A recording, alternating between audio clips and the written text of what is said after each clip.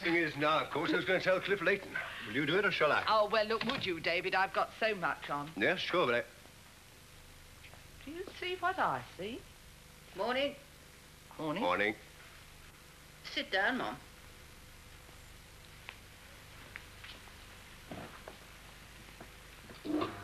These are the memories that bring a lump to the throat of a real Crossroads fan like John Kavyo. He and fellow addicts had their lives shattered when the soap was axed, and he's already been inundated with hundreds of calls for help. You know, I'm having to write letters of consolation to people, you know, explaining that we'll all stick together and we'll keep the whole thing going somehow. But no, it's a very sad time.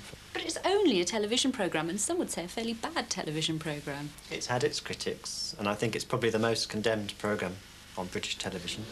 But the average viewer just loved the warmth, the sincerity, the human emotions in it. We weren't concerned with sets moving and noises off camera. I mean, actually, I quite enjoyed it. John was first hooked on the Brummie soap at the tender age of 6. Since then, he's missed only one episode, and that was relayed live to him over the phone by an obliging sister. But it takes a brave man to admit to a Crossroads addiction, and he found himself keeping his habit quiet, upset by the scoffers.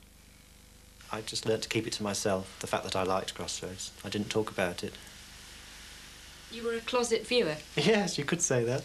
Many of the letters have been from young men who John believed responded to the mother figure of Meg Richardson.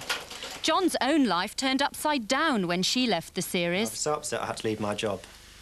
I was nursing at the time, and I just couldn't cope with nursing and losing Meg at the same time. It sounds ridiculous, but it was true, and I couldn't mention it to anyone. I couldn't say, Meg has gone, the woman I've come to know as my mother. I had to keep it to myself. The final episode was another trauma, and John watched it alone in tears. But the withdrawal symptoms won't be too severe. John's organising script-writing sessions to keep the story alive. And, of course, there's always the video. Melanie Bradley for Coast to Coast in Bournemouth. It's an awfully good name.